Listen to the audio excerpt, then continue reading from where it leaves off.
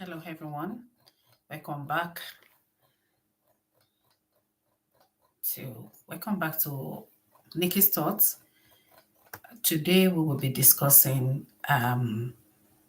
issues regarding marriage. We just dive into the topic, a critical topic. Why, as in the description or the topic says, why naivety before marriage can be a dangerous, or why approaching marriage without wisdom with wisdom is essential. As we know that marriage is one of the most significant commitments among anyone can take. Marriage is not something that needs to be taken lightly, shaping not just one future, but one character, faith, and daily lives. So many people enter marriage with this idealized view, believing that love will smooth over any challenges. Why love is vital, it's not only ingredients needed to sustain a marriage. So in this session has been described there. So we explore how going into marriage without realistic expectation can lead to disillusionment. It can also lead to conflicts. Can also lead to heartbreak. So the purpose of today is to help us to understand why preparation, clear expectations, awareness of potential challenges are so important for a healthy, enduring marriage. So by shedding the light on the importance of intentional preparation before marriage, my hope here today is just to equip us to build a marriage that is resilient, joyful, and to share values. So before going into this topic, just want to say that this is what we'll be discussing here. We'll be looking at the key point today will be the risk taken when we enter into marriage, naivety, the dangers of unrealistic expectations before going into marriage, the importance of recognizing the red flags is very, very important as well. Why conflict resolutions matters as well, and then misplaced priorities before going into marriage, and encouragement to prepare for marriage wisely.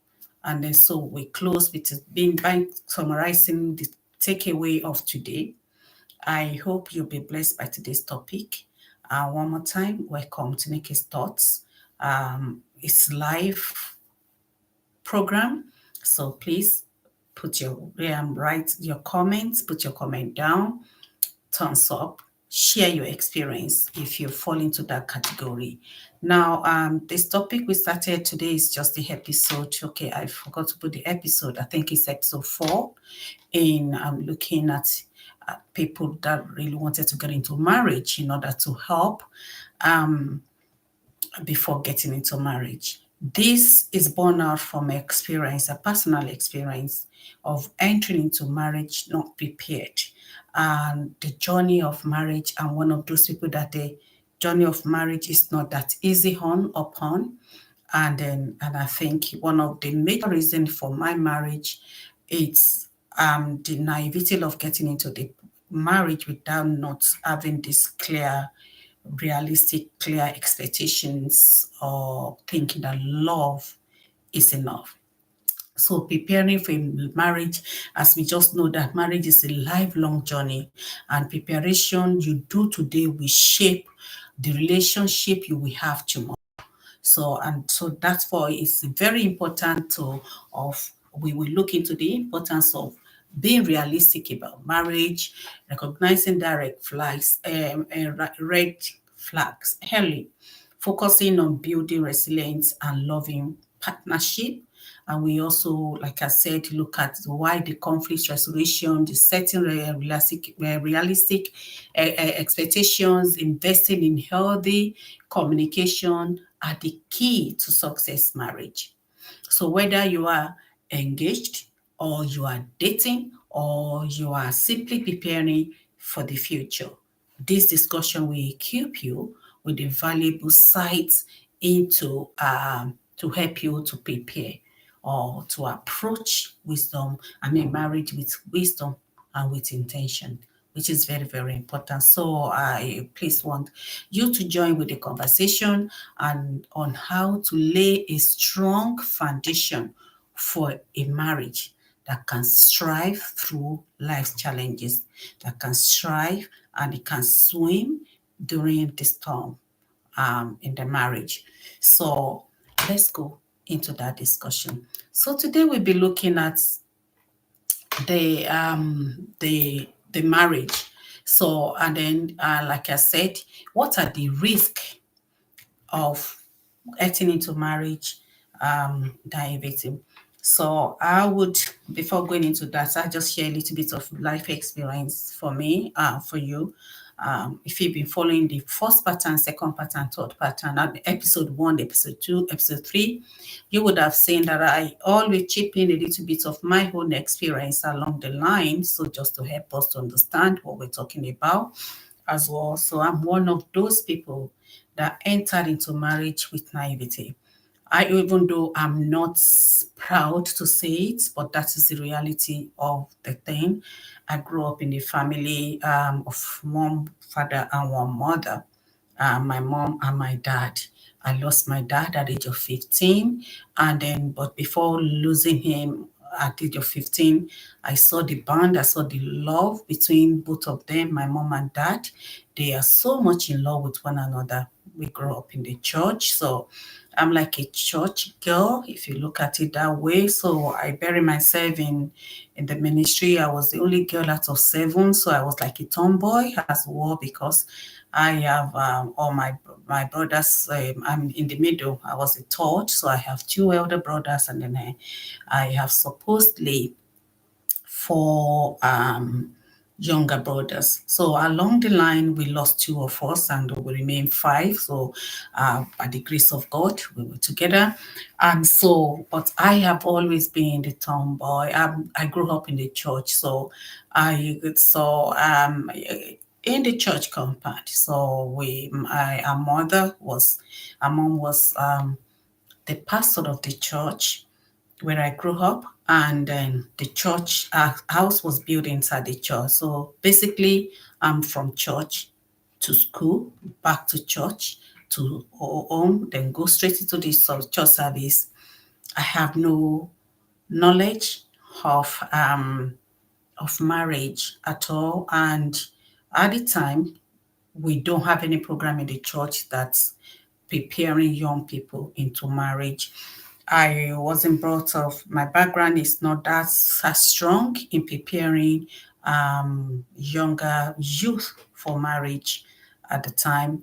And the importance of you being sacred and everything, even though that has been in my head and that was what I followed through the word of God that I received, but not something solid, not something foundation was put in place for younger people getting into marriage. So, but all I know is my mom and my dad, they love one another. But in this case, my mom, in the early marriage, they go out, they move around the country together because my dad worked in the ministry, so he was a minister for agriculture at the time. So they've been moved everywhere from one country to another. No, from one state to another in Nigeria, where I was born. And then along that side, they would have been traveling everywhere. So it's one of their traveling that I was given back to somewhere else before God called my mom, and then my mom became a clergy woman, and so and then we grew up under her. So basically, I knew love, both of them, the way they carried on. I saw more of the love they have. Unfortunately, that came to snatch my dad away from us at a tender age of 15. So I end up growing up with a single mother until my mom's death at 83. She didn't remarry at all. She just focused on us. and the work of God and everything. So that's so the when I get into that age of getting married, the guy just showed up.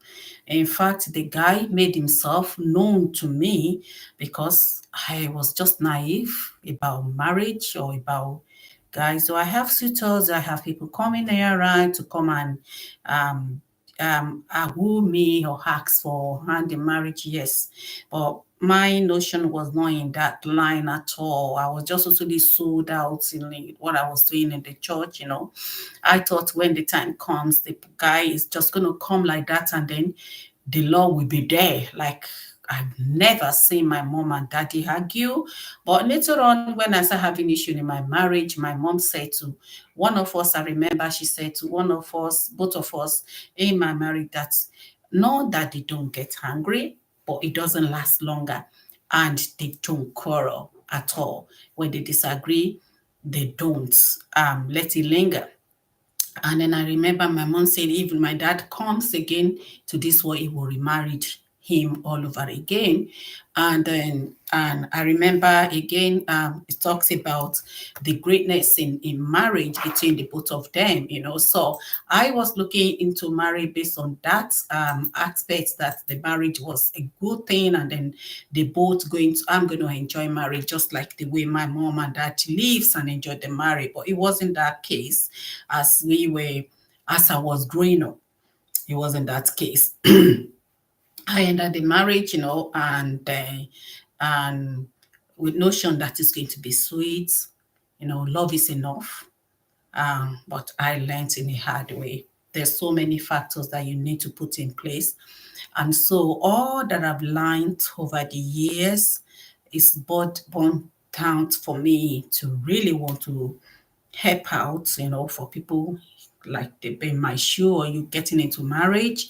And so from what I've learned, what I've done better before entering into marriage is what inspired me to come out, to come and share this with you guys so that you learn from what you could have done better before getting preparation is very, very important. If I say one was the key factor to marriage not being work out is naivety. Is entering into marriage in naivety, not understanding what you're entering into. It is recipe for disaster. So let's go back. Let's look into that. What are the factors? What are the key points you need to learn before you enter into marriage? So, like I say, naivety in marriage often show up in you have this idea in the lies expectation about what marriage should look like, and now it makes you feel it can mean expecting that love alone will solve all problems and believing that disagreements won't happen, or thinking that marriage will automatically bring happiness and security. That's my own thoughts, that we will never have disagreement, because my mom and dad never in our face have disagreements. I grew up later on into marriage to realize that they do have disagreements, but I never see them. So my notion before getting into marriage is like, it's love, love, love, and love, and love. That love is enough. That's a thing. I also think that marriage will bring automatic happiness and security. So why this that seems innocent and even romantic, then they often set up unrealistic expectation that can be very difficult to maintain. And I mean it's very difficult to maintain.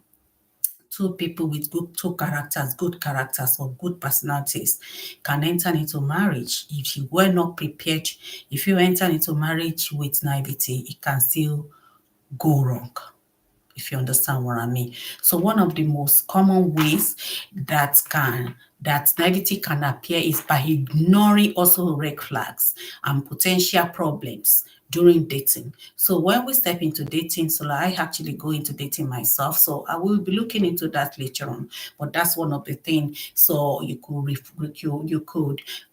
ignore red flags. So I ignore red flags.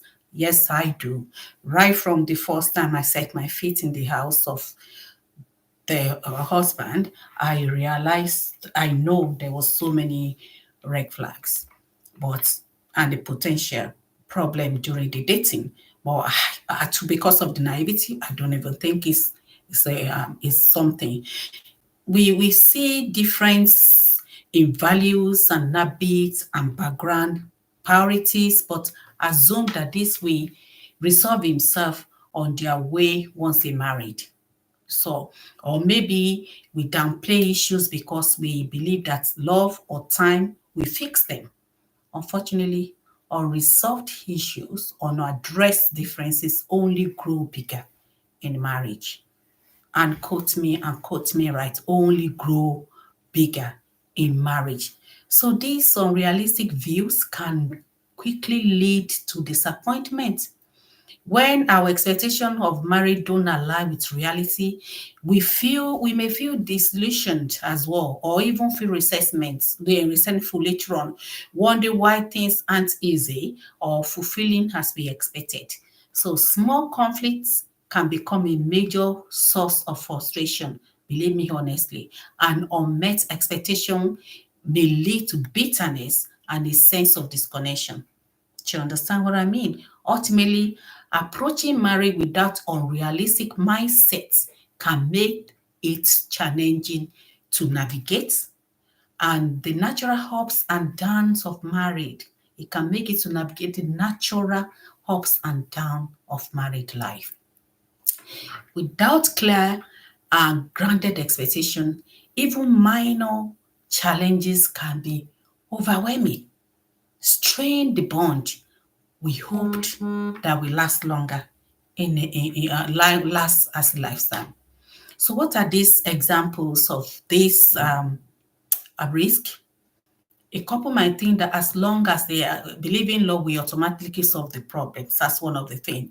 A couple may think that, oh, as long as they love each other, they won't have serious conflicts. But once married, they face issues like managing finances, balancing career or family time, handling household responsibilities, background issues where you're coming from is different from where your partner is coming from, and this bring conflicts.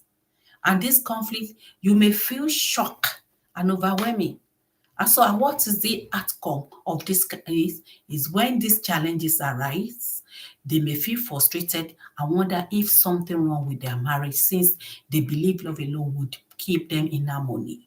Love alone cannot keep us in harmony if you don't have if you don't have enough preparation for your marriage. Secondly, ignoring red flags, like I mentioned earlier on. One partner may notice that the other is controlling with money, gets easily upset, but chooses to ignore these signs, believing it's just a phase and that these things will change after marriage. So in marriage, these red flags can become major problems. Controlling behavior might escalate, leading to financial stress and emotional strain. Ignoring these signs can set a couple up for a future where they feel stuck in difficulty and even a toxic dynamics. So do I ignore red flags? Yes, I do. First, in our relationship when we were dating, there was a period of long um, long distance relationship whereby it was away for like 2 3 years, and then of course sending money regularly, and and which was okay. Then I was working, I have my own money, so as well at the time, because I was an otologist, and then I work in a salon as well, one big salon in Lagos. And then it was just the upcoming contemporary salon, so everybody comes to that salon, and then the tip, all the celebrity comes to that salon, so the tip alone keeps me going, even as an otologist as well as working in the salon. So I have enough money even when he send money to me, So all that. But when we start living together, when I came to Europe to start living together, money was an issue. Money was an issue.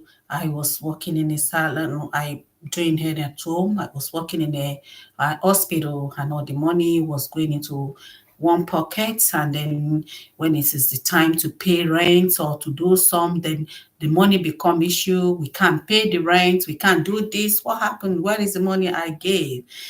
Sorry, I use it for this and that. Okay, we need to pay the house rent. We need to do this. We did that. So these are the red flags, but which when you overlook and you do not solve that problem, it's going to be a bigger issue. And it was a bigger, that's one of the one big reference, which is finance as well. That's a major financial stress. Okay, and it escalated. It escalated to controlling behavior. It escalated to emotional strain.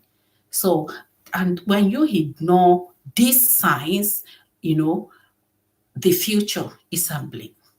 You will feel stuck in difficult and even toxic dynamic. Again, when you are assuming marriage will change the other person, that was another naivety. And that's never happened. If you think marriage will change someone, no, it will never change other person. One person may go into marriage hoping that the partner will become more motivated in their career or more attentive or even more involved in faith. They may not express their desires, expecting that the marriage itself will bring about this change.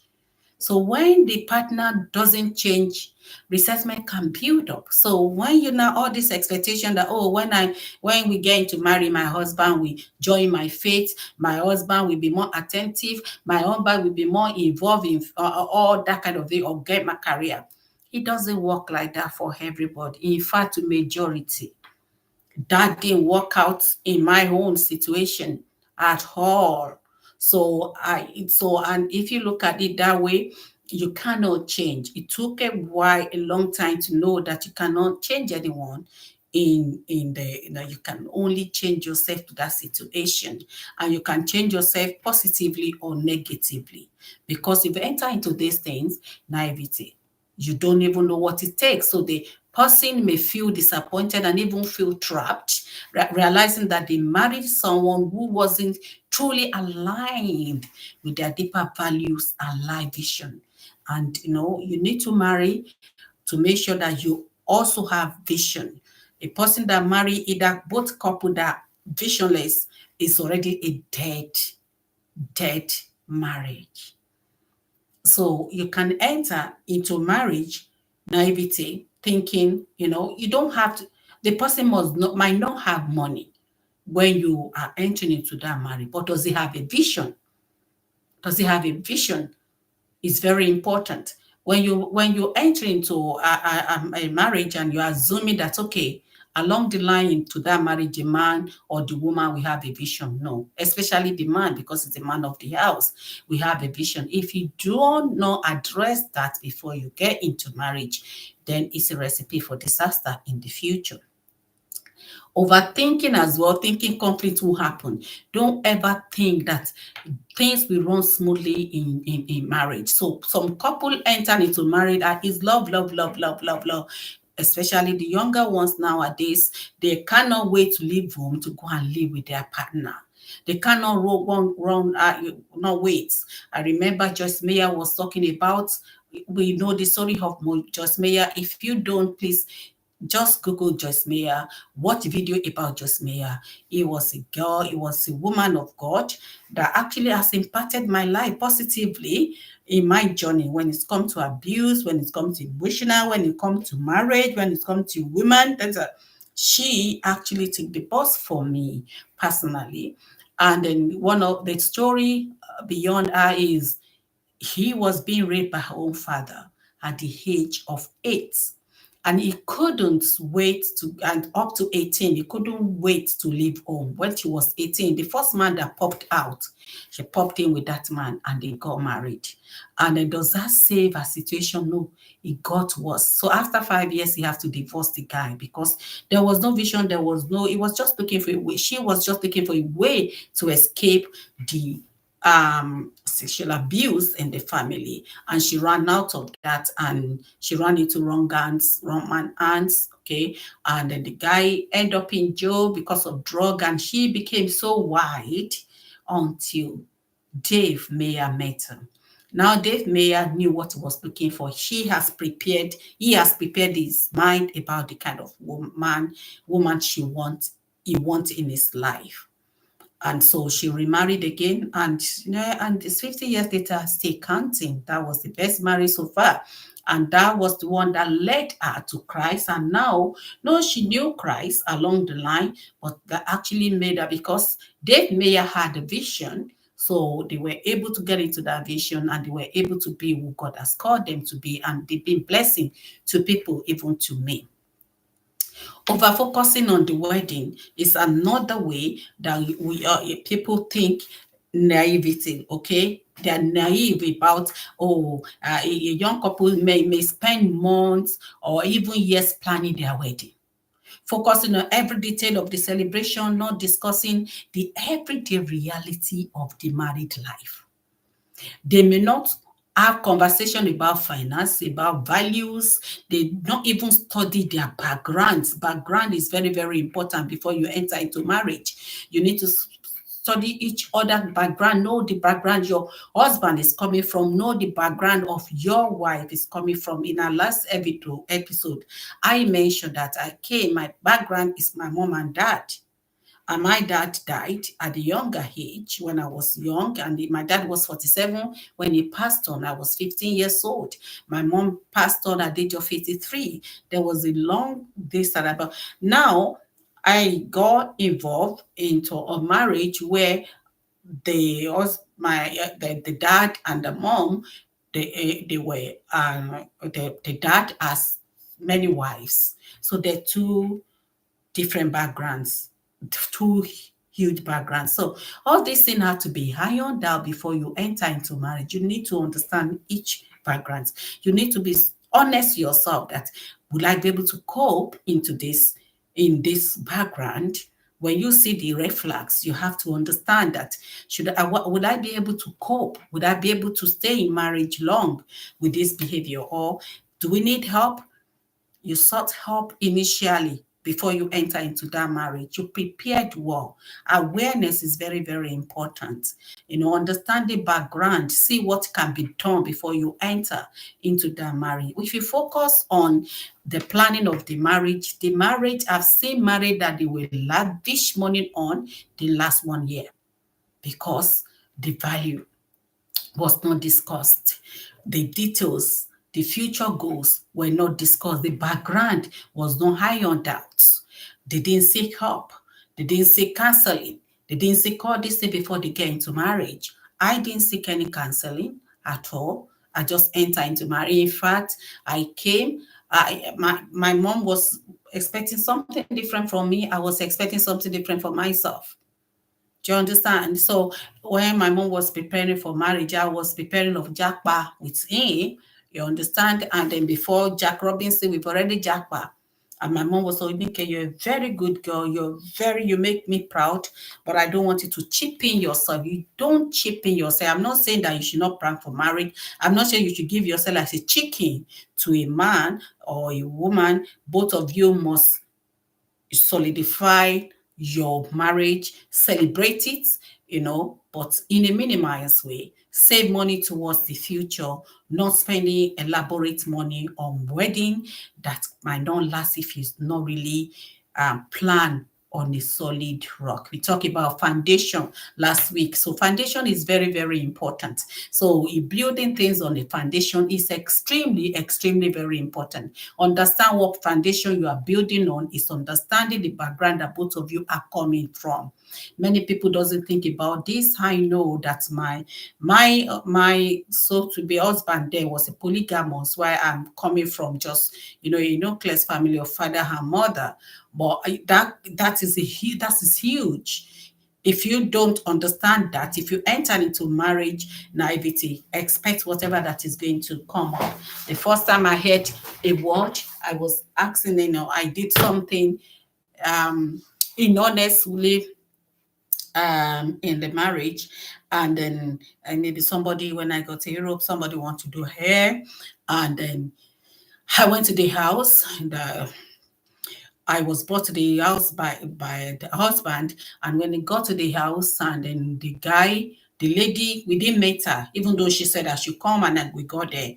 Apparently, there was a problem, and then she couldn't.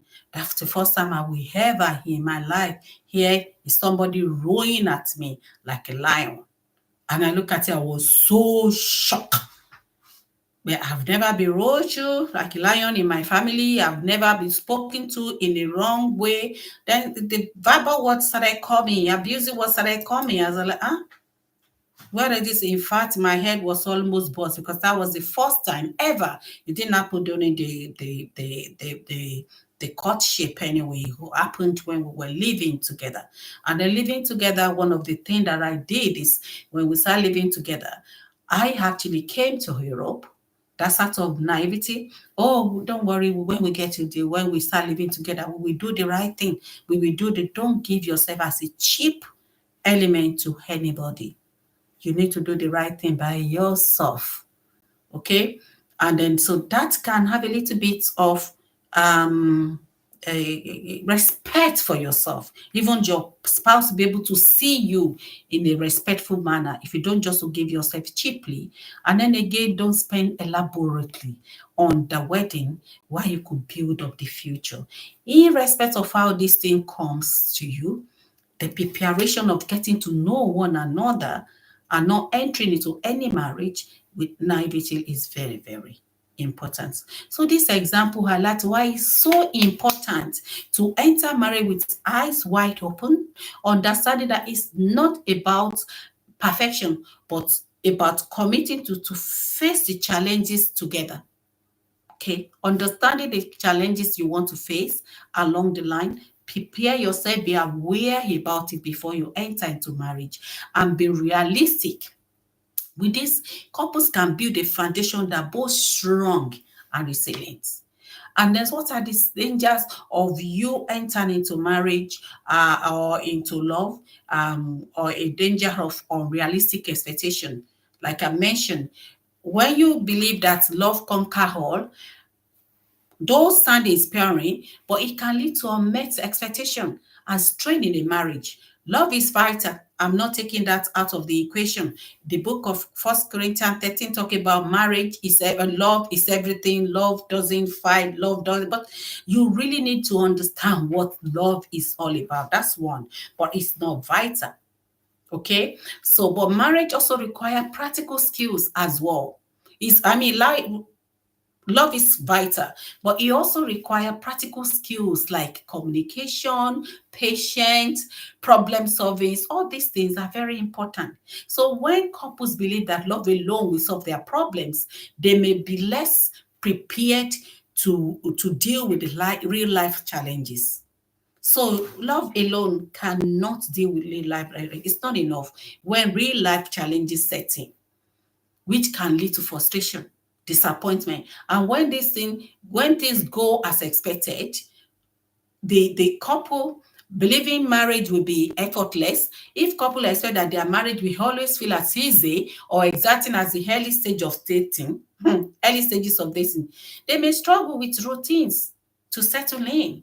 The reality is that marriage, while rewarding, also involves effort, compromise, personal growth.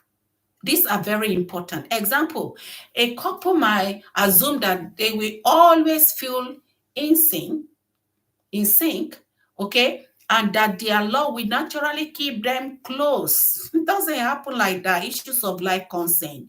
What happens if somebody is looking for a child? The one big major thing that I find out in when we start living together, the first year the child wasn't coming. The second year the child wasn't coming. That was after the 2 weeks. After like no anyway, we started having issue 2 weeks right inside to that marriage. We start living together because we cohabiting for a while. Do not forget that I said I come from a family, I come from a Christian home. But being my Christianity then did not make me to differentiate that I cannot just, that I may be sinning, cohabiting with a man, but we have plans. This guy told her, oh, wait, don't worry, we have plans. Let's take this step first, and then we take that step next. I take that next step. Just believe in me. I did. And so why my mom would say, no, I'm not going to give you as a chicken. In my head, no, we have plans. We have plans. And I enter into the marriage, cohabiting. But in the first was us being cohabiting together for a while, I found out that the child didn't come. I find out that I was not being valued. That's where you need to prepare yourself.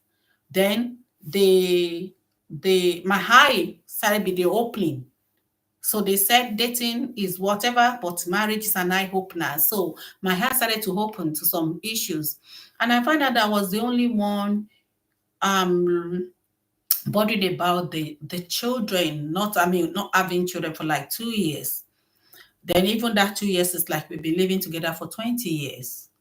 So even though this story is, you might be thinking, oh, why is he saying all this thing? Anything that you go through, when I was asking God, why did I have to go through this?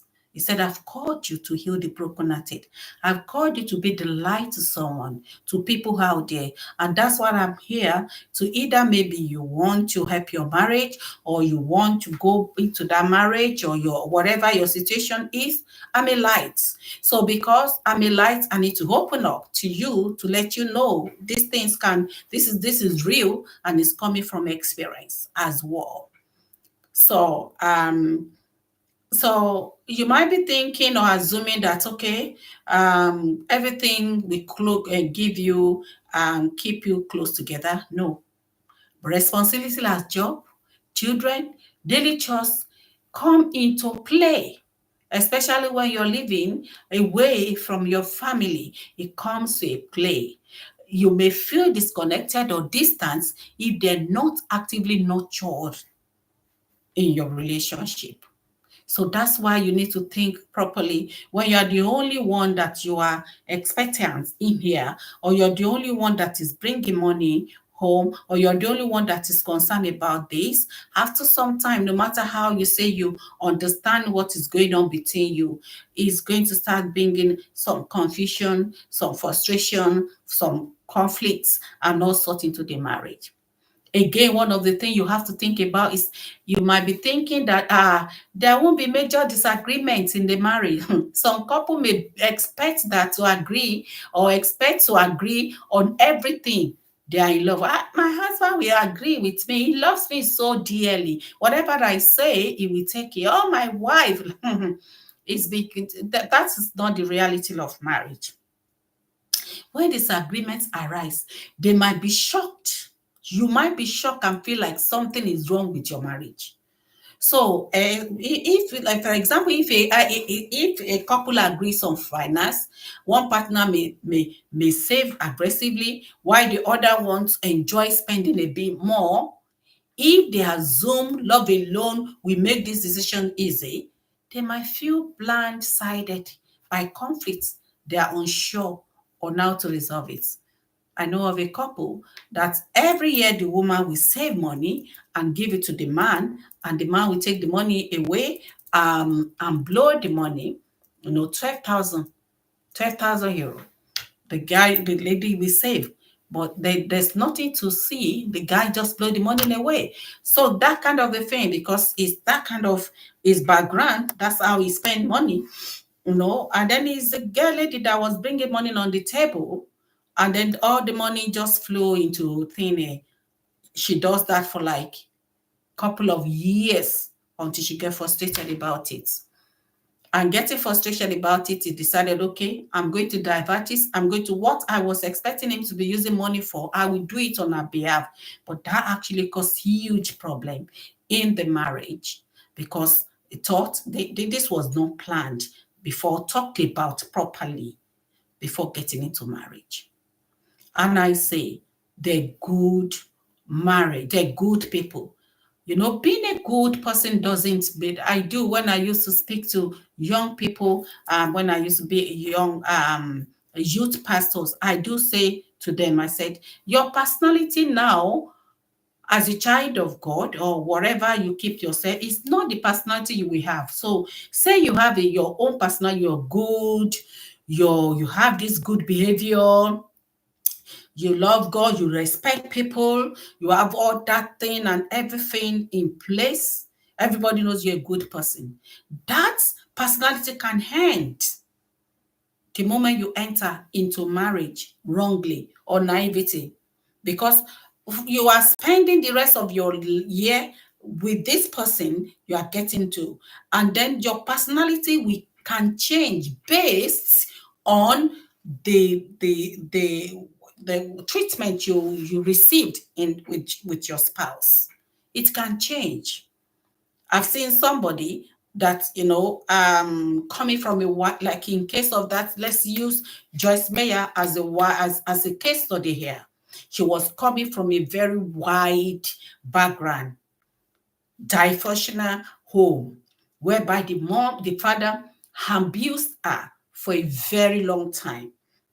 And then she entered into wrong marriage at the age of 18, and the abuse continued. She became so wide. But when Dave, on the other hand, as he was a Christian, a matured Christian who was looking to marry a lady that needed help.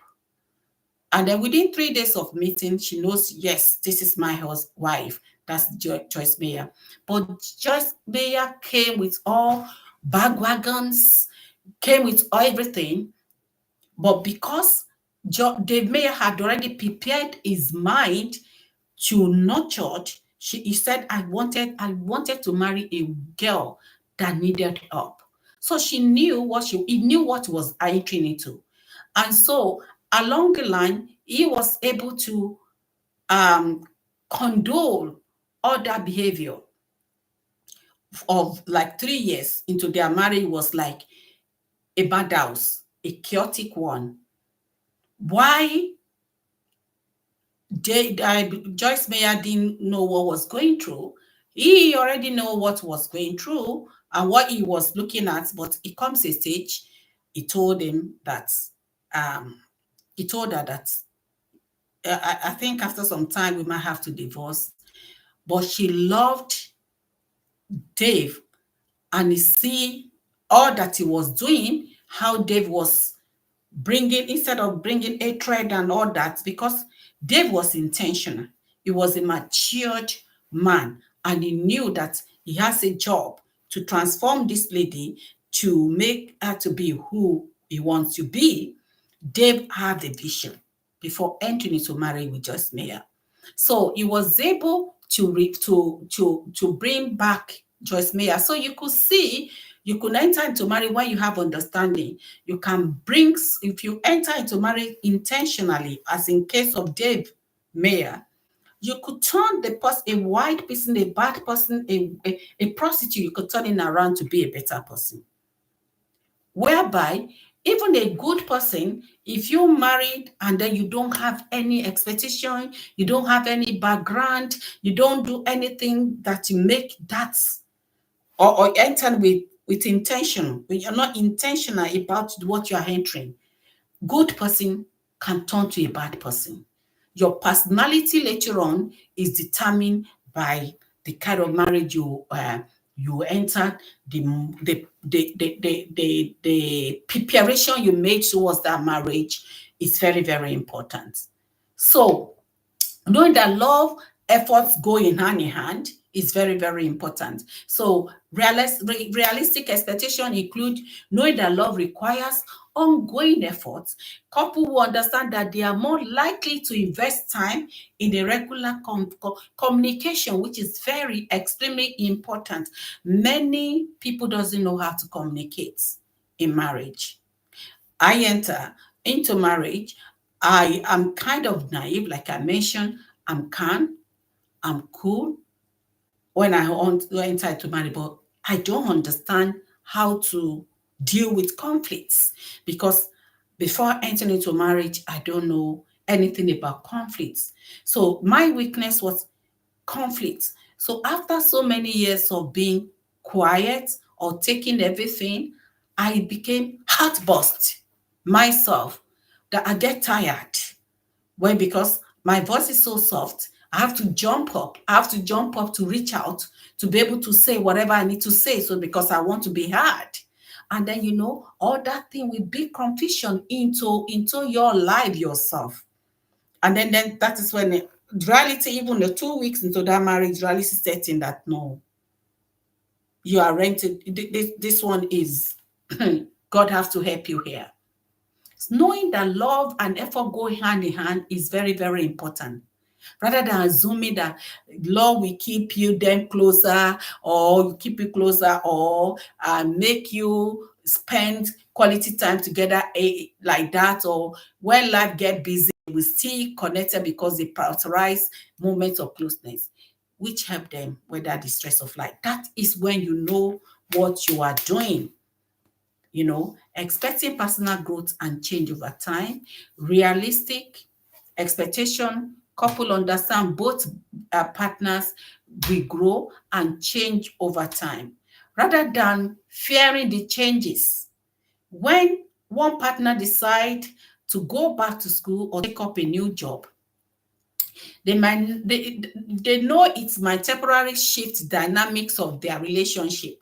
Instead of feeling threatened by that change, they should adapt together, as part of their journey, as part of the growing, as an opportunity to grow stronger as a couple, not as what?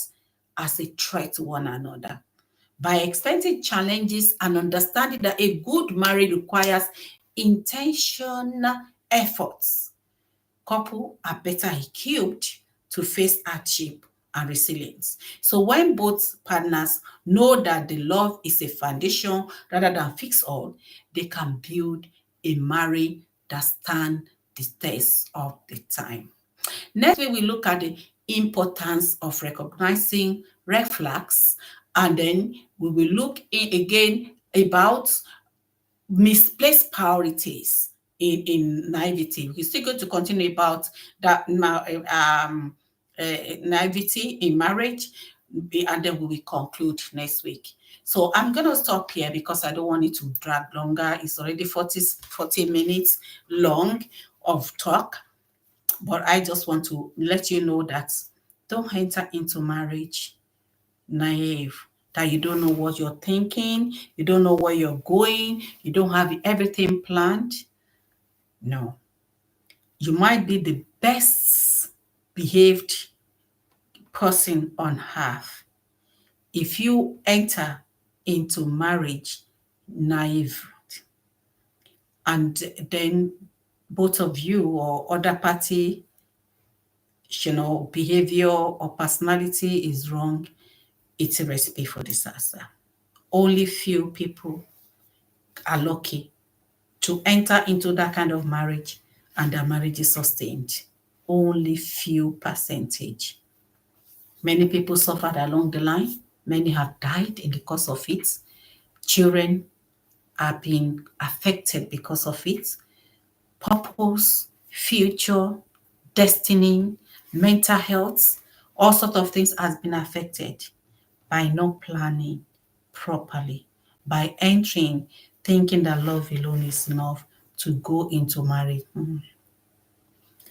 Marriage is a lifelong journey.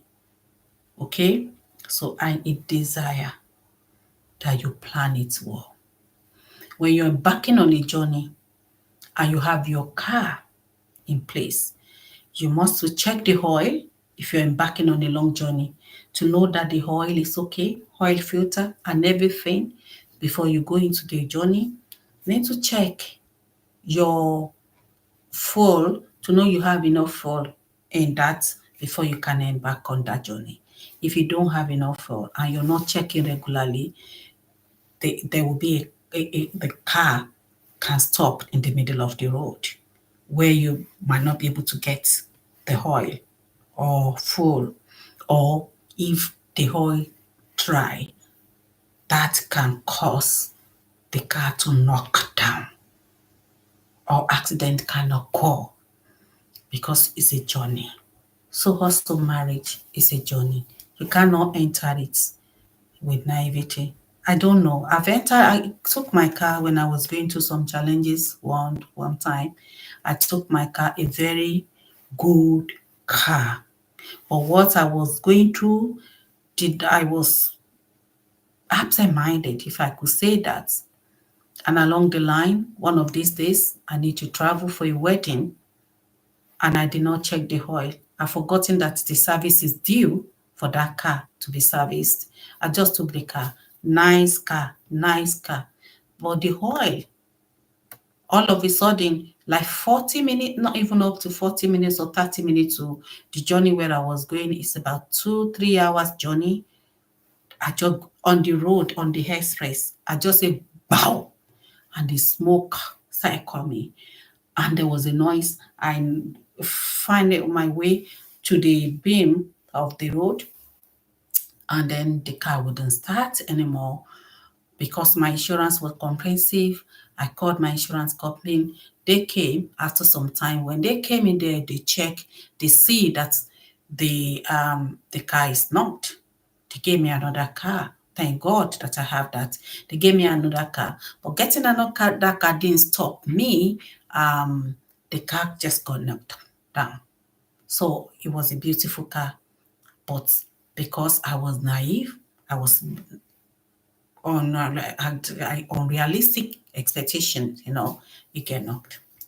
So we're going to stop today and we continue on. But leave your comments if you're going through that kind of, if you had that kind of experience, or you want to share with us, please share it on the here. We want to learn from you as well so that we can help the future generation. You cannot just go into my love him head and toe. I love him. Love is not enough, though it's vital, but it's not enough. Do not enter marriage in naivety. Until you hear me again, God bless you. Have a wonderful day and bye for now. Here we end. Leave your comments below. What's your expectation as you're going to marry? Have you ever gone through this? How did you come out? If you come out, or how was the end? How that was that resolved or unresolved? Please leave your comment below. God bless you, and we'll see one another again. Bye.